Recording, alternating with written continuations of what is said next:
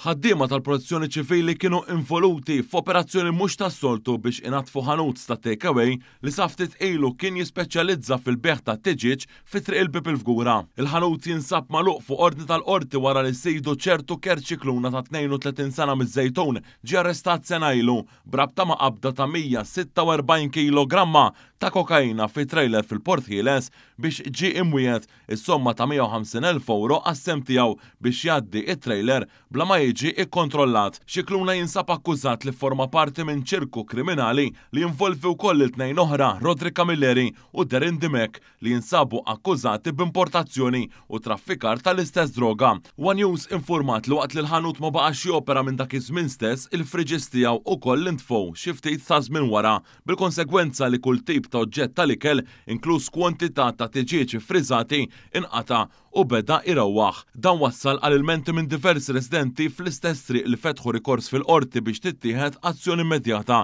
Il-qorti ordnat lill-awtoritajiet biex il-post jitnaddaf minnu fih minn fuq il-post fejn ukoll ingħalaq l-aċċess għat-triq. One News ukoll seta' jinnota riħa insapportabbli waqt li l-ħaddiema tal-Protezzjoni Ċivili lebsin apposta u b'tinda armata barra bdew inatfu il-post għal ħabta ta' 8 ta' filgħodu.